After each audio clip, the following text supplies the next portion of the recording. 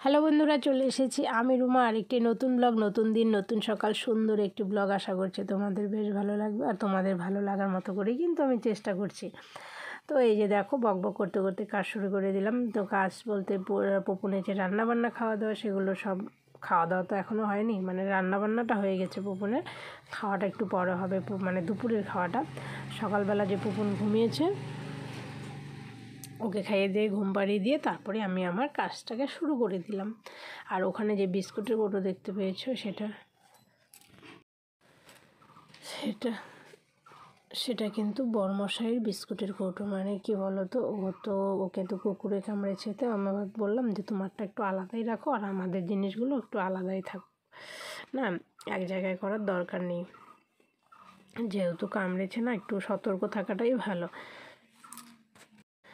তো ওরটাও আলাদা, আমাদেরটাও আলাদা করেই রাখছি কয়েকদিন। এই তো কয়েকদিনের ব্যাপার বলো তো, মানে কয়েকদিন পরেই তো ইঞ্জেকশন শেষ হয়ে গেলে তো আর সবই খাওয়া দাওয়া যাবে। খাওয়া দাওয়া কী বলো, সবাই সবারটা নিজেরটা নিজেই খায়, কিন্তু তবুও একটু সতর্ক থাকাটা ভালো। তো আমিও সেরকমই সতর্ক থাকছি, যেহেতু ছোটো বাচ্চা আছে, ওকে পুপুনকে মানে একদমই ঘেঁষতে দিচ্ছি না। আর বেচারা খুব কষ্টও পাচ্ছে, দুজনেই বাপ বেটাতে মিলে দুজনেই কষ্ট পাচ্ছে। মানে ও তো ছোটো বাচ্চাও যেতে চায়, আর ও তো বাবা, ও নিতে চায়। এই হলো একটা ব্যাপার, বাবা ছেলের ব্যাপার তো একটা টান আছে না, তো সেই টানের জন্য ওর যেতে চায়। তো আমি একটু আটকে আটকে রাখছি, তাতে একটু রাগও হচ্ছে। তো রাগ করলেও কিচ্ছু করার নেই বলো, এটার সাথে কোনো আপোষ নয় না, এমন একটা জিনিস। কারণ ও তো ইঞ্জেকশন নিচ্ছে, ওর সেভ হয়ে গেছে, কিন্তু আমাদের তো সেটা নেই না, কখন নখ ঠুক লেগে যাবে কোনো মানে কোনো গ্যারান্টি নেই। অনেক সময় কিন্তু লেগে যায়, আমাদের হাতেরই এক হাতের নখ লেগে যায়, আর এক হাতেতে ওরকম যদিও থাকে, পুপুন তো খামচি দেয়। পুপুন কী করে মুখের মধ্যে খামচায়, তো ও যদি বাই চান্স একটা দিয়ে দিল খামচি টামচি, তখন কী হবে? ওর জন্যে আমি একদমই ওর পাশে ঘেঁষতেও দিচ্ছি না। তো আর কয়েকটা দিন, এই মনে হয় বুধ বৃহস্পতিবার নাগাদ শেষ হয়ে যাবে ওর ইঞ্জেকশন। তো ইঞ্জেকশনটা শেষ হয়ে গেলে শেষ। আর বড়মশাই নিরামিষ খাচ্ছে, আমরাও সাথে সাথে নিরামিষই খাচ্ছি আর কি।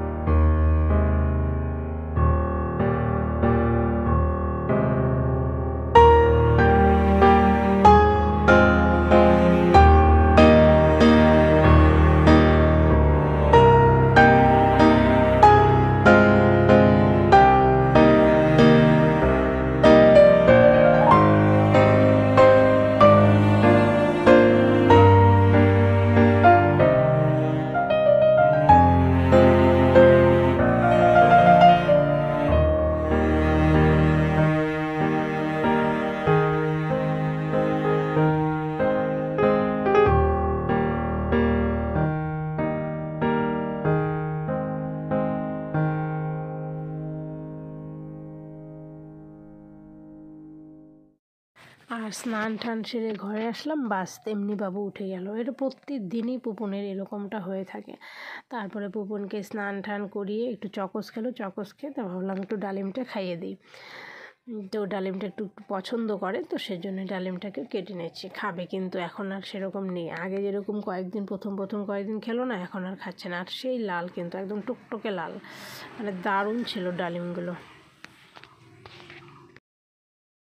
শুভ সকাল বন্ধুরা, কেমন আছো তোমরা? সবাই ভালো আছো, সুস্থ আছো? আমরাও ভালো আছি। আর আমার চ্যানেলে সবাইকে স্বাগত আর অনেক অনেক ভালোবাসা জানিয়ে ব্লগটাকে শুরু করে দিলাম। আর এই যে পুপনের স্নান টান দেখো সবই হয়ে গেছে। এখন পুপন প্রথমে একটু চকুক্স খেয়ে নিল, খেয়ে তারপরে খাওয়াচ্ছে ফলটা, কারণ স্নান করেই খাওয়া যায় না।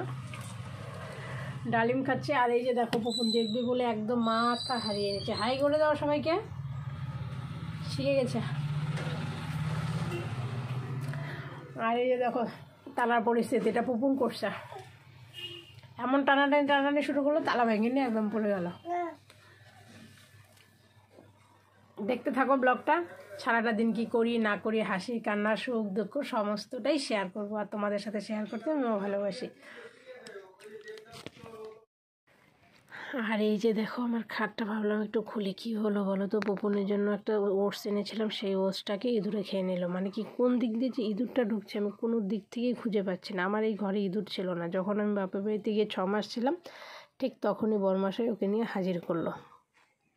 নাহলে কিন্তু আমার ঘরে ইঁদুর ছিল না। মানে জিনিসপত্র এখানে সেখানে টোপলা করে রাখলে ধরো ইঁদুরটা তো ঢুকবেই না, তো ওরকম করে ইঁদুরটা ঢুকে গেল। তো আমি ভয় পাচ্ছিলাম, তাল মিস্ত্রিগুলো আছে, দুধ আছে, এত দামি একটা দুধ যদি খেয়ে নিত কী হতো।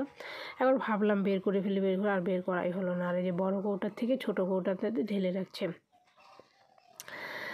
কোন পাশ দিয়ে যে ঢুকছে আমি ঠিক মানে অনেক খোঁজাখুঁজি চলছে, তবু হচ্ছে না। মানে সেই ফুটোটার আমি বন্ধই করতে পারছি না কোনো দিক থেকে। তো যাই হোক, আজকে ভাবলাম যে ইঁদুর মারার ওষুধ দিয়ে দেবো। খাটের ভিতরে একটা ভাঙা থালার মধ্যে দিয়ে রাখবো, বাস তারপরে এটা এসে খেয়ে দিয়ে শেষ করে দেবে। আর এই যে ওটসটা যে জায়গাটায় ফুটো করলো সেই দিকটাতেই আমি কেটে একদম ফেলে দিয়েছি। সবটাতে লাগেনি, কিন্তু তবু ভয় হচ্ছে। দেখা যাক, মনে হয় আমি এটা খাওয়াবো না, কারণ এটাতে আমার ভয় লাগছে প্রচণ্ডই। তো বেঁধে রাখলাম, দেখা যাক কী করি, ঠিক নেই কোনো। এখনই তো আর ফেলতে পারছি না, একটু টাইম লাগবে। আর এই যে যত জামা কাপড় আছে সব বের করছি আর দেখছি কোথায় থাকতে পারে। আর ইঁদুরটা কিন্তু আমার খুবই ভয় লাগে, তবু আমার মানে কি করব, করতেই হচ্ছে আর কি। ইঁদুরে প্রচণ্ড ভয় আমার, ইঁদুর আর আরশোলাতে। আর এই যে এটা দেখো ইলেকট্রিক কেটলিটা, এটা পুপনের অন্নপ্রাশনে গিফটে পেয়েছিল, খুব সুন্দর, কিন্তু কালারটাও খুব সুন্দর। তো এটা ইউজ করছি না, এটা পরে করব, যখন ঘর দুয়ার হবে ওই ঘরে যাব তখন। আর ইলেকট্রনিক জিনিস কিন্তু ইউজ করে রাখা যায় না, নষ্ট হয়ে যায়।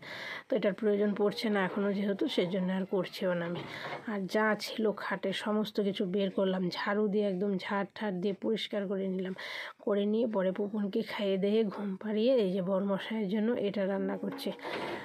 এই জিনিসটা খুব খেতে ভালোবাসে ও। এটাতে কাঁচা লঙ্কা কেটে দিয়েছি, একটু কালো জিরে দিয়েছি, হলুদ লবণ দিয়েছি, আর একটু সর্ষের তেল দিয়ে এটাকে কড়াইতে ভাজা করব। শুকনো লঙ্কাগুলোকে ফোড়ন দিয়ে দেবো। শুকনো লঙ্কাগুলো একদম ভাজা হয়ে গেলে তারপরে আলুটা দিয়ে দেব। এটা অনেকে আলু চোখাও বলে, কি বলে আমি ঠিক জানি না, কিন্তু খুব টেস্ট হয় খেতে। একটু ঘি দিলাম, যেহেতু কুকুরে কামড়েছে, ঘিটা খাওয়া বলে ভালো। আর অত ঘি খায় না, তাই আমি একটু লুকিয়ে ঘি দিয়ে দিলাম। ঘিয়ের সেন্টটা যদিও বা বেরোবে বলবে, তো আমি একটা কিছু বলে ম্যানেজ করে নেবো আর কি। আর এই যে দেখো একদম লঙ্কা চচ্চড়ি হয়ে গেল। মানে না, লঙ্কাগুলো একদমই ঝাল নেই, তার জন্যই এতগুলো লঙ্কা আমার দিতে লাগলো। তারপরে চলে আসলাম একদম রাত্রে। তো ব্লগটা বন্ধুরা এতটুকু। সবাই ভালো থেকো, সুস্থ থেকো। ভিডিওটা ভালো লাগলে অবশ্যই লাইক কমেন্ট একটা